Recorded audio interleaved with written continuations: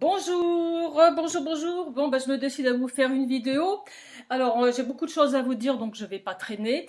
Voilà. Est-ce que vous arrivez à comprendre que ce qui se passe actuellement n'a rien à voir avec une épidémie ou pas? Est-ce que vous réalisez quelle manipulation monstrueuse à l'échelle de la Terre nous sommes en train de subir? Est-ce que vous réalisez à quel degré de monstruosité on en est arrivé? Est-ce que vous comprenez que même s'il y avait une épidémie, on va dire qu'il y en a une, si vous voulez, ok, même, il n'y a absolument rien, mais rien qui peut justifier une telle situation qui n'a jamais eu lieu de toute l'histoire de l'humanité, même dans les dictatures les pires, même pendant les guerres les pires. Voilà, nous sommes tous en prison dans nos maisons, nous n'avons pas le droit de sortir. La terre s'est arrêtée, on a arrêté tous les commerces, toutes les industries, tout, sauf les multinationales, bien entendu, puisque c'est à eux. Voilà, ça ne s'est jamais vu. Dans la guerre de 39-45, les nazis ils demandaient un Ausweis pour sortir de la ville, mais les gens, il n'y a personne qui leur demandait un Ausweis pour aller faire leurs courses. Ok.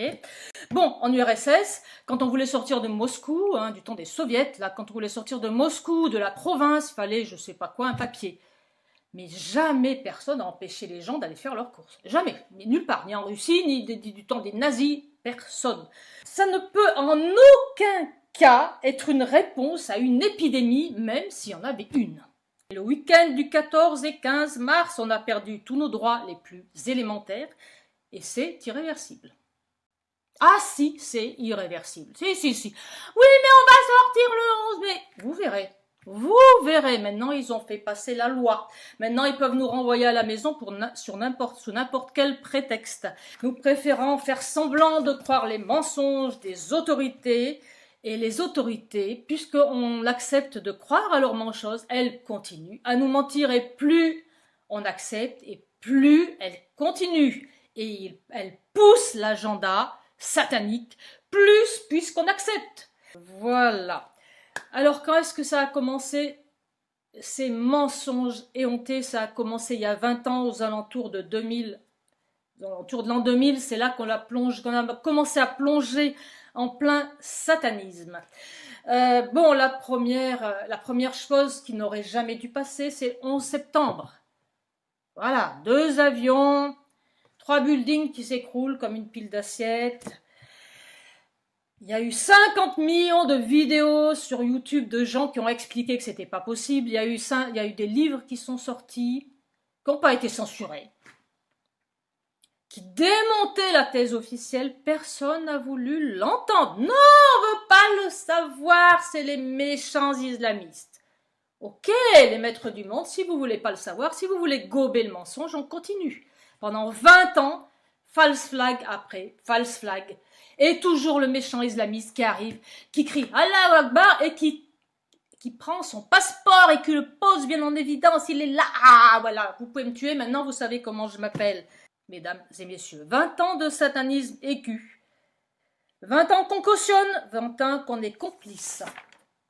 Et maintenant, on passe en mode virus. Voilà. Ils ont dû s'éclater, les maîtres du monde. Je pense qu'ils se sont réunis autour d'une table et qu'ils se sont dit, on va leur dire qu'il y a un virus. Vous savez quoi? Et on va les enfermer chez eux. Ah! Ils vont avoir peur, ils vont marcher. Et là, ils se sont dit, ah non, quand même, tu crois qu'ils vont marcher un truc aussi gros? Ouais, on va essayer en tout cas. On va essayer. Alors, par exemple, la France, on va les envoyer chez eux.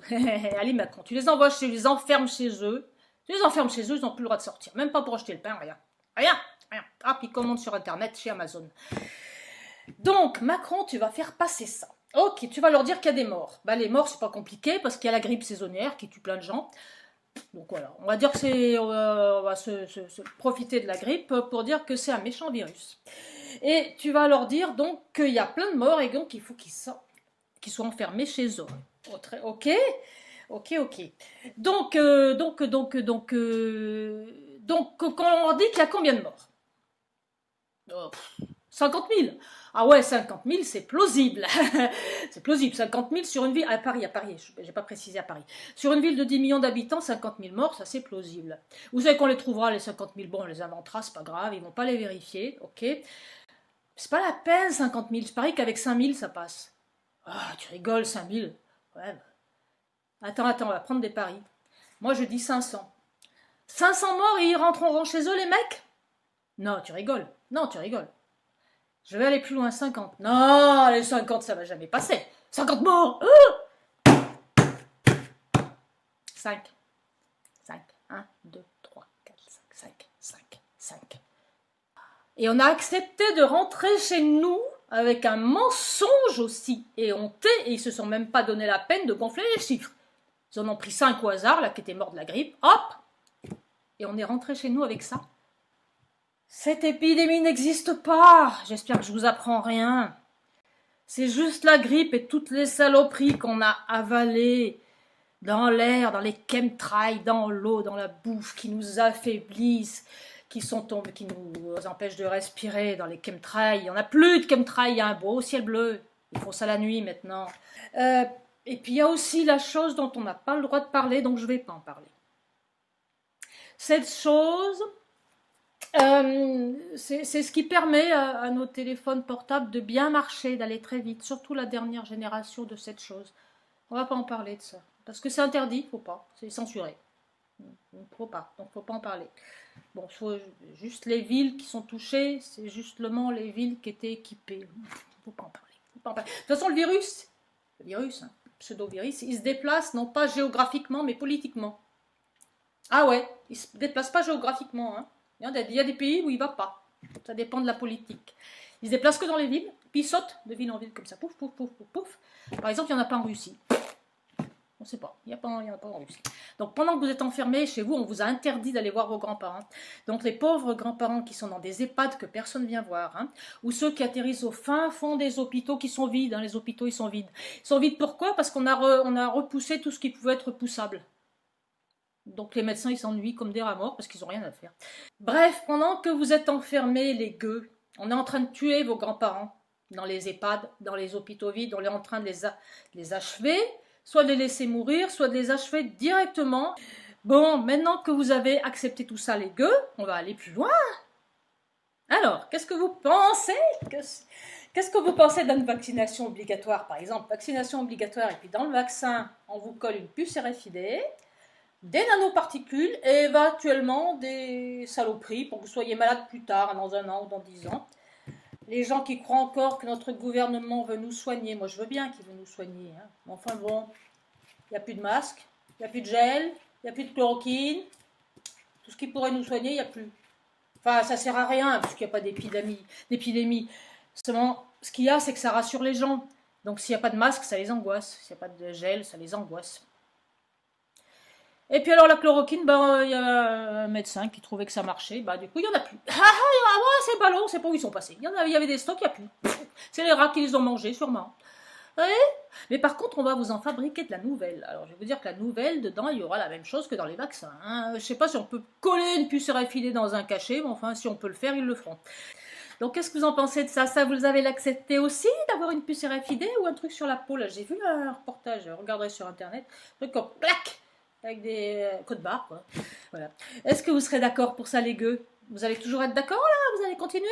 Parce qu'on a d'autres choses encore après en stock. Hein. Attendez, alors là, les puces RFID, c'est la première chose. Puces nano-cartes, particules, machin. Vaccin obligatoire, qui vont vous tuer, hein. Plus ou moins longue échéance. Voilà. Sinon, il y a des gens qui s'inquiètent pour la réouverture des écoles le 11 septembre. Ben oui, je m'inquiéterais aussi, hein. Alors vous allez accepter les gueux qu'après avoir tué vos grands-parents, on s'en prenne à vos gosses? Parce que là, c'est sérieux, là. Hein. Donc les gosses à l'école. Mais peut-être que c'est quelque chose de plus grave. Peut-être que c'est quelque chose de plus grave. J'en sais rien. Vous remarquerez que c'est le 11. Hein. Je ne suis pas très douée en numérologie. Enfin, le 11, le 22, c'est toujours là qu'il y a des merdes qui arrivent. Hein. Et par contre, vous passerez votre temps à avoir des interactions, non pas avec d'autres êtres humains, mais avec des écrans. Voilà, vous ferez tout par écran interposé, on peut tout faire par écran. Vous voulez aller voir le psy? Ah oui, bonjour monsieur, vous êtes suicidaire, tapez 1. Vous êtes cyclotimique, tapez 2. Vous êtes déprimé, appuyez sur la touche étoile. Mais ce qu'on vit en ce moment, c'est biblique. Biblique, c'est l'apocalypse, c'est l'Armageddon, c'est-à-dire c'est le moment où on doit choisir. on va vers l'enfer ou on va vers un monde humain. C'est le moment, la lutte finale entre le bien et le mal. Je sais, ça fait grandiloquent quand on le dit comme ça, mais c'est vrai. C'est le moment où on bascule dans le nouvel ordre mondial, ou bien on bascule dans notre monde à nous. C'est comme on veut. C'est le moment où Satan gagne. Ou bien c'est nous qui gagnons. Et on se retrouve soit après la fin du monde, soit avant, selon le temps que ça met.